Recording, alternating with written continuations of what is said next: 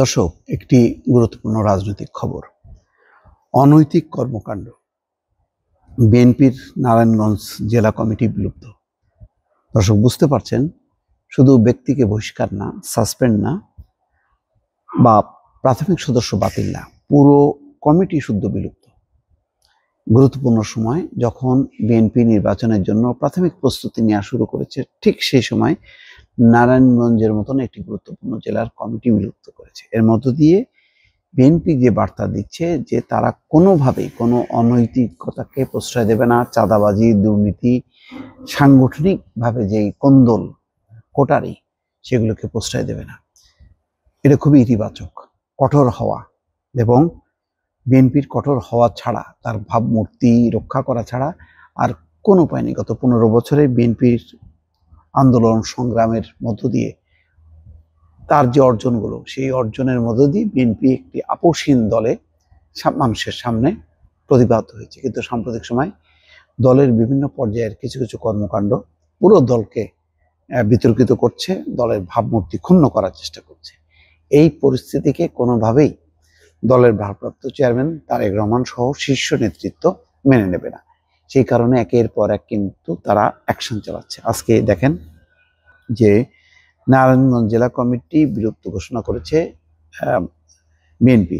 সভাপতি ও সাধারণ সম্পাদকের মধ্যে বিরোধ সহ এলাকায় অনৈতিক কর্মকাণ্ডের কারণে এই কমিটি বিলুপ্ত করা হয়েছে। অভিযোগ পাওয়ার পর দলের গঠিত তদন্ত কমিটির সুপারিশের ভিত্তিতে ওই কমিটি বিলুপ্ত করা হয়েছে বলে বিএনপির কেন্দ্রীয় দপ্তর থেকে জানানো হয়েছে। আমি প্রায় বলতাম যে একটা ভ্রাম্যমাণ টিম করা হোক, যেখানে যেখানে অপরাধ সেগুলো তদন্ত করে খুব দ্রুত বেগে যদি সাসপেন্ড করতে থাকে, বিএনপির কোনো সমস্যা নেই। বিএনপি এত ব্যাপক এবং বিস্তৃত দল যে এই দলের নেতার কোনো অভাব হবে না, কর্মীর কোনো অভাব হবে না।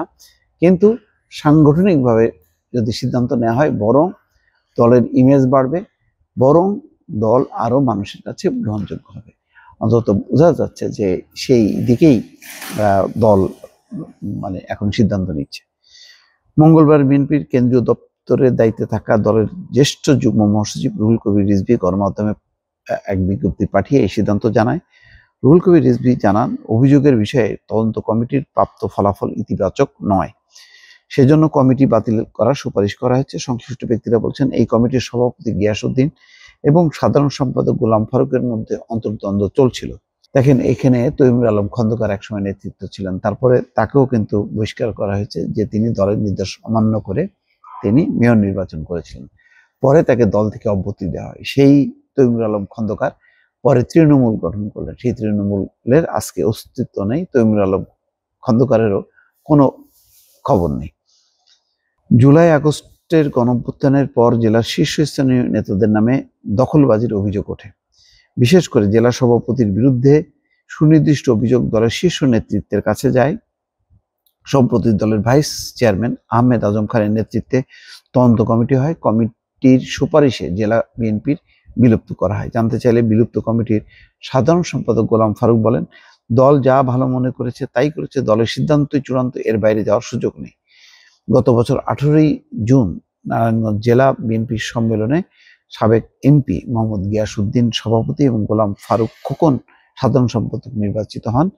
এরপর আর পূর্ণাঙ্গ কমিটি হয়নি, তবে শিগগিরই নতুন কমিটি হবে বলে দলীয় সূত্র বলছে। যাক, একটা ভালো দৃষ্টান্ত স্থাপিত হলো। প্রয়োজনে এরকম যদি আরো দল সিদ্ধান্ত নেয়, ভালো হবে। তাহলে দলের ভাবমূর্তি হবে, মানুষও বুঝবে যে না, এই দলে চাঁদাবাজি, দখলবাজি, অনৈতিক কর্মকাণ্ডের কোনো সুযোগ নেই। দর্শক, ভালো থাকবেন। আল্লাহ হাফেজ।